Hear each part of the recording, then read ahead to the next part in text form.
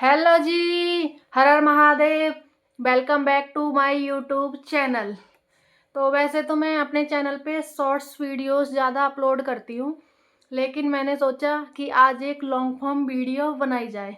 तो मैं आज से सेटअप तैयार करके कॉपी पेन लेके और रेडी सेडी होके बैठ चुकी हूँ एक लॉन्ग फॉर्म वीडियो बनाने, क्योंकि मैंने सोचा कि मेरा चैनल स्टडी से रिलेटेड है, तो उस पर स्टडी से रिलेटेड कंटेंट भी होना चाहिए। तो आज मैं बनाऊंगी यूपीएसआई मॉक टेस्ट रिव्यू, उसका एनालिसिस की एक वीडियो बनाऊंगी मैं, ठीक है। तो एज यू ऑल नो कि मैं कर रही हूँ यूपीएसआई की प्रिपरेशन। तो अभी करंटली मेरे दो एग्जाम है, एक यूपीएसआई और एक है यूपी कांस्टेबल। तो अभी तो जैसे कि यूपीएसआई का एग्ज़ाम 14 और 15 मार्च को होगा, तो अभी तो मैं उसी की प्रिपरेशन में ज़्यादा लग रही हूँ, क्योंकि कांस्टेबल का तो मेरे अकॉर्डिंग मई जून में ही जाएगा एग्ज़ाम। तो अभी उसमें टाइम है, तो अभी मैं यूपीएसआई पे ही मेरा मेन फोकस है। तो मैं आज मॉक टेस्ट का एनालिसिस कर रही हूँ, तो मैं आपको अपना स्कोर बताना चाहती हूँ। और हाँ, पहले ही मैं वीडियो में डिस्क्लेमर दे दूँ कि इस वीडियो में मेरा पीओवी है, आप सभी का मुझसे डिफरेंट भी हो सकता है, लेकिन ये वीडियो मेरे पीओवी के अकॉर्डिंग बन रही है, ओके। तो मैं आप सभी को आज अपना स्कोर बताऊंगी, जिसे सुनने के लिए बहुत सारे लोग एक्साइटेड तो हैं। मुझे कमेंट भी आते रहते हैं, आप अपने मॉक टेस्ट का स्कोर बताओ, कितने नंबर आते हैं आपके, या फिर आप किस ऐप से देते हो। तो सबसे पहले तो मैं ऐप बता देती हूँ। मैं देती हूँ RWA के मॉक टेस्ट। तो ये जो रिव्यू है, ये है 1 फरवरी को जो मॉक टेस्ट हुआ था, संडे को। लेकिन मैं संडे को मॉक नहीं देती हूँ, मैं देती हूँ मंडे को। जैसा कि मैं हर वीडियो की स्टार्टिंग में बोलती हूँ, हर हर महादेव जी। तो उससे आप सभी समझ गए होंगे कि मेरा विश्वास महादेव में बहुत है, तो इसीलिए मैं मंडे में ही अपने मॉक टेस्ट देती हूँ। क्योंकि मंडे को मैं बहुत ज़्यादा खुश रहती हूँ और मेरा व्रत भी रहता है, तो मुझे लगता है कि हाँ, मंडे को तो मेरे नंबर अच्छे ही आएंगे। अच्छे आते भी हैं, इतने बुरे भी नहीं आते, ठीक ठाक तो आ ही जाते हैं। तो ये 1 फरवरी वाला मौका मैंने दिया था 2 फरवरी को, और वीडियो बना रही हूँ मैं 3 फरवरी को। ऐसे प्रोसेस चलता आ रहा है। तो सबसे पहले हम बात करते हैं हिंदी की। हिंदी में है मेरे 40 में से 29 क्वेश्चन सही हैं। और मैंने हिंदी, जो यूपी कांस्टेबल हुआ था ना पिछला एग्जाम, तब मैंने हिंदी पढ़ी थी। उसके बाद फिर मेरा दिल्ली पुलिस का एग्जाम था, तो उसमें हिंदी आती नहीं है। तो मैंने अभी 1 वीक पहले ही अपनी हिंदी की बुक निकाली है, क्योंकि बुक की ज़रूरत नहीं थी, तो बुक तो रखी ही थी। तो अब मैंने हिंदी दोबारा से पढ़ना अब स्टार्ट किया है। तो अभी प्रेजेंट में मेरे 29 क्वेश्चन ठीक है हिंदी में। और फिर हम नेक्स्ट आते हैं जीके की तरफ। तो जीके में है मेरे 40 में से 23 क्वेश्चन। भाई, जीके के और मेरे संबंध बहुत खराब है, बहुत खराब है। जीके की और मेरी बिल्कुल नहीं बनती। तो जीके में मेरा मतलब स्कोर थोड़ा ऐसा ऐसा ही है जीके मेरी। तो फिर हम आते हैं नेक्स्ट मैथ की तरफ। मैथ में है मेरे 40 में से 25 क्वेश्चन ठीक है। और फिर नेक्स्ट आते हैं हम, मैथ भी मेरा थोड़ा सा ऐसे ही है, ऐसे ऐसे ऐसे ही है।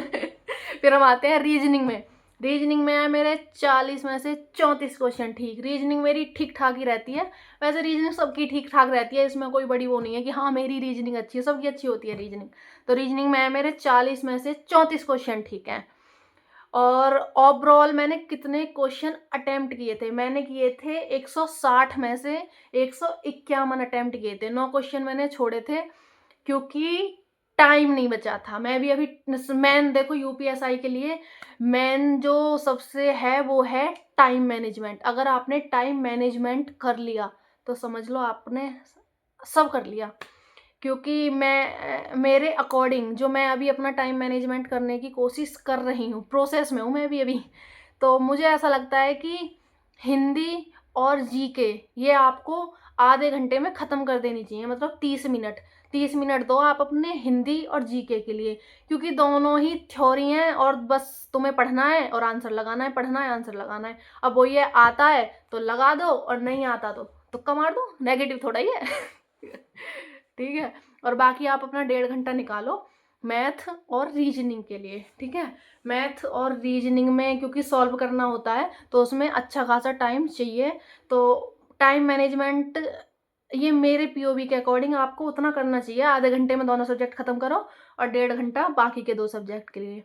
तो जो मेरा स्कोर बना है, इसमें जो मेरे नंबर आए हैं वो आए हैं 400 40 कह रही हूँ 400 में से 277 नंबर आए हैं मेरे। और अभी ये टोटल क्वेश्चन ठीक है मेरे 111, 160 में से 111 क्वेश्चन मेरे ठीक है। और जो कि मुझे पता है कि ये अभी कम है, मतलब मुझे ऐसा भी नहीं है कि मुझे 160 में से 160 ही करने, 15 लाख वाली नहीं हूँ मैं, ठीक है। तो मैं चाहती हूँ कि बस मेरे 120 से 130 के बीच में स्कोर चलता रहे, वो मेरे लिए ठीक है। तो मुझे अभी अपने 10 से 15 क्वेश्चंस बढ़ाने के लिए मेहनत करनी है, क्योंकि अभी बस मेरे 111 क्वेश्चन ठीक है 160 में से। तो मैं चाहती हूँ कि मैं 120 और 130 के बीच में चलती रहूँ। तो उसी के अकॉर्डिंग मुझे अभी मेहनत करनी है, और मेहनत के लिए ज़्यादा टाइम भी नहीं है।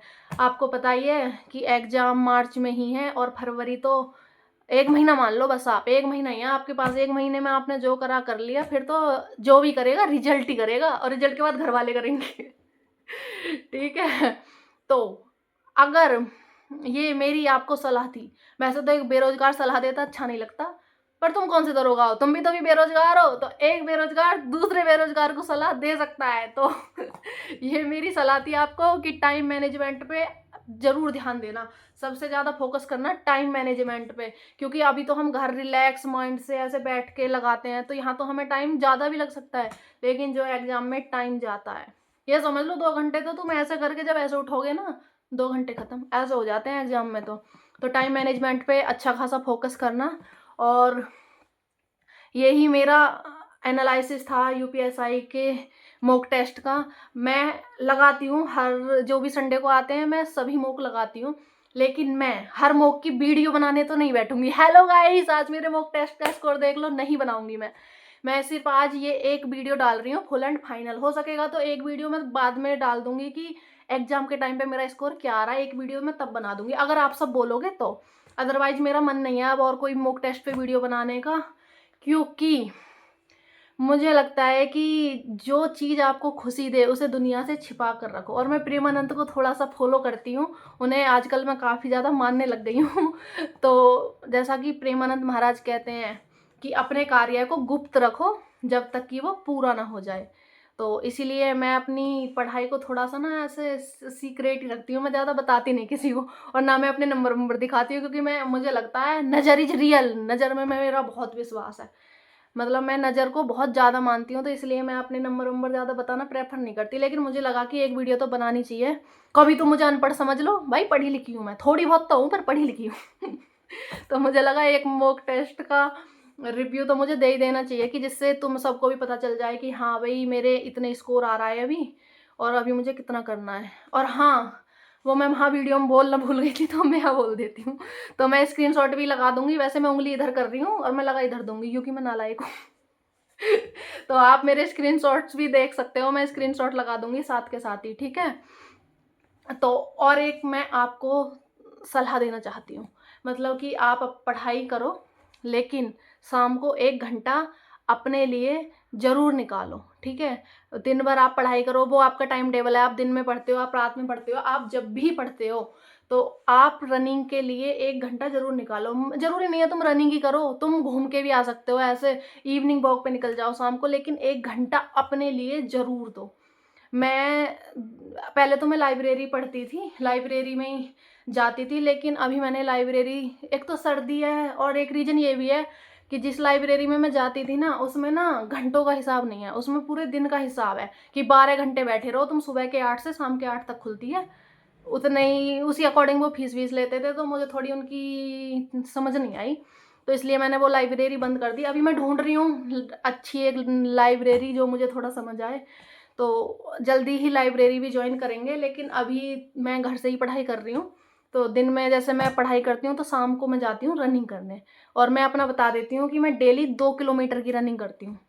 और सब मतलब विश्वास करना मेरी बात का, कि जब मैं पढ़ के जाती हूँ, ज़्यादातर पढ़ के जब मैं जाती हूँ ना रनिंग करने, तो इधर से तो मेरा माइंड पे मतलब इतना प्रेशर सा रहता है, मतलब मेरे दिमाग में चलता रहता है, अच्छा ये टारगेट अचीव कर लिया, अभी ये नेक्स्ट टारगेट है, मुझे ये पढ़ना है, वो भी पढ़ना है। और जब मैं वहाँ जाके रनिंग करके और एक्सरसाइज करके वापस आती हूँ ना, मैं सब भूल चुकी होती हूँ, सच बता रही हूँ। मतलब दिमाग से स्ट्रेस बिल्कुल गायब। और सबसे अच्छी बात, नींद भी बढ़िया आती है रनिंग करके। तुम रनिंग करके आना, मतलब तुम्हें अच्छी बढ़िया नींद आती है, दिमाग को शांति मिलती है। मतलब मुझे तो मिलती है, मुझे नहीं पता कि सबको मिलेगी या नहीं, लेकिन मेरा दिमाग तो शांत हो जाता है। मैं सारी चीज़ें छोड़ देती हूँ, लेकिन मैं शाम को 1 घंटा अपने लिए ज़रूर निकालती हूँ।